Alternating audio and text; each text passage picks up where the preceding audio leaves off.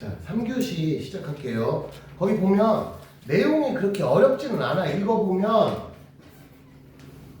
아까 역학적 에너지 하던 거랑은 달라서 뭔가 계산하는 거 이런 거는 거의 없어. 그냥 개념적인 얘기들이 많이 나온단 말이야. 자, 첫 번째는 뭐 역학적 에너지, 뭐 손실 에너지가 생기면 보통 열 에너지로 바뀐다, 뭐 그런 얘기들. 그러니까 이거 에너지 전환이지. 역학적 에너지의 범주에서 보면 마찰이나 공기 저항에 의한 손실 에너지가 열 에너지로 바뀌니까 역학적 에너지 입장에서 보면 에너지가 줄어드는 거잖아. 그런데 전체 에너지라는 관점에서 보면 이게 뭐 에너지가 소멸되는 게 아니고 에너지가 전환이 되는 거다. 뭐 간단히 그런 얘기가 나오고, 거기서 알아둬야 될 거는 칼로리라는 개념. 1칼로리가 있어. 이게 그 열량이란 말이야. 근데 한편으로는 열량이라는 게 열 에너지라는 뜻도 되는 거야. 그래서 1칼로리의 정의가 뭐냐? 물에서 나온 거야. 물에서. 물을 기준으로 만든 열량이야. 그래서 1칼로리가 얼마냐면 물 1g을 1도씨 높이는데 필요한 에너지를 1칼로리라고 정의한 거야. 알아도 물 때문에 나온 거야. 당연히 1kcal는 물 1kg을 1도씨 높이는 거야. 키로가 붙으면 곱하기 1000이잖아. 그치? 그래서 영국에 예전에 니네 에너지 단위 줄 쓰는 게 사람 이름이라 그랬잖아. 그 영국의 제임스 줄이라는 사람이 그 당시에 이제 이걸 갖고 실험을 한 거야. 뭘 실험을 했느냐? 칼로리를 먼저 만들었어. 그 다음에 줄이라는 개념도 만들어냈어. 그럼 줄과 칼로리가 서로 한마디로 1대1 관계냐, 몇 대 몇의 관계냐를 알아보기 위해 실험을 한 거야. 어떤 실험을 했냐면 거기 93페이지에 보면 이제 뭘 실으면 양쪽에 추를 매달아. 그 다음에 얘를 떨어뜨리면 추가 떨어지면서 추의 위치 에너지가 줄어들지.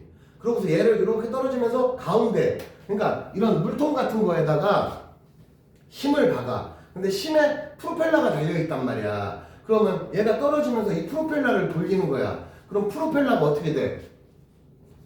물과 마찰이 생기겠지. 마찰이 생기면 뭐가 발생해? 열이 발생하겠지. 그치? 그렇게 해서 위치 에너지 얼마 줄어들었는데 얘가 물을 몇 도씨나 높여? 그러면 몇 칼로리 만들어졌는지가 환산이 되잖아. 그렇게 해서 찾은 게 뭐냐? 야, 1칼로리가 대략 4.2줄이더라. 원래는 정확하게는 4.183이거든? 근데 숫자 그지 같잖아. 그래서 반올림해가지고 대략 1칼로리를 여러분들이 배울 때는 대략 4.2줄이다. 그래서 비례상수가 4.2잖아. 그거를 열의 일당량이라고 이름을 붙인 거야. 열 에너지 1칼로리 만들려면 1 얼마나 필요해? 대충 그런 뜻이야. 그러니까 1kcal는 4200줄일 거 아니냐. 4200줄을 4.2kJ라고 해도 되고, 우리 책에 나온 대로 4.2 곱하기 10의 3승줄 다 같은 표현이란 말이지. 그래서 칼로리랑 줄도 다 넓게 보면 에너지의 단위야. 그런 얘기 나오고, 그 다음에 온도라는 게 뭐냐면 입자가 가지는 에너지야. 그래서 우리가 흔히 온도가 높다라는 거는 입자가 운동이 활발한데 거기서 내부 에너지라는 개념이 나와. 그래서 원래는 내부 에너지는 입자가 가지는 모든 에너지를 뜻하는데, 그러면 내부 에너지가 뭐냐면 입자가 가지는 운동 에너지가 있고, 입자끼리 얘들아 위치 에너지가 있어. 분자와 분자가 있잖아. 여러분들이 화학을 좀 더 고등학교 들어가서 이제 디테일하게 배우면 얘들이 어느 정도까지 가면 때론 밀리기도 하고 때론 끌리기도 하고, 입자끼리도 흔히 말하는 인력 혹은 청력이 존재한다고. 그런데 보통은 입자가 가지는 인력 혹은 청력은 운동 에너지에 비해서 상대적으로 좀 작은 편이라서 거의 무시해. 그래서 보통은 입자가 가지는 내부 에너지는 보통 운동 에너지를 뜻해. 그리고 그 내부 에너지가 곧 온도야. 간단히 말해서 어떤 물체가 온도가 높다라는 건 입자 운동이 활발하다를 뜻한다 정도로 이해하면 돼. 보통 그게 제일 심한 게 뭐냐? 기체야. 왜냐하면 고체는 입자들이 다닥다닥 붙어있는 편이라서 이 운동이 폭이 좁단 말이야. 그래서 보통 막 제자리에서 흔들리는 정도로 해석을 하면 돼.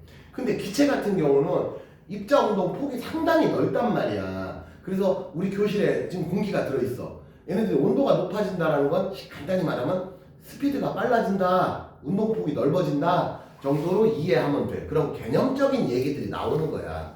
그래서 92, 93페이지는 그런 얘기고 94페이지는 전도대류 복사는 이거 중학교 때 이제 2학년 중2 때 8단원에 나오잖아. 그래서 대표적으로 전도는 고체에서 열 전달 방식, 대류는 액체 혹은 기체, 이걸 묶어서 유체라고 불러. 유체에서 밀도 차이에 의해서 전달되는 방식. 승아가 제일 잘 기억나겠다. 바로 기말고사 때 나온 시험 범위 아니야. 그래 안 그래? 그리고 마지막으로 복사는 매질 없이도 전달되는 방식. 뭐 대충 그런 얘기들이 나오고, 고체, 액체, 기체가 있으면 기체가 에너지가 제일 많은 상태야. 대표적으로 물을 기준으로 하면 얼음이 녹아서 액체가 되려면은 열 에너지를 흡수해야 되잖아. 또 액체가 끓어가지고 기체가 되려면은 또 에너지를 흡수해야 돼. 반대로 기체가 액체가 되거나 혹은 액체가 고체가 되면 에너지를 방출해야 되고, 그래서 그런 얘기가 나오고, 그 다음에 뭐 응고, 융해, 기화, 액화, 그 다음에 고체에서 기체로 바로 넘어가는 걸 승화라고 한다. 이건 이미 중학교 때 다 눈에 배운 거야. 이 내용들은 뭐 특이한 게 하나도 없다고. 그래서 시간 관계상 95페이지는 여러분들 숙제로 아이고 씨 뭐야, 왜 전화, 뭔 전화가, 에이씨.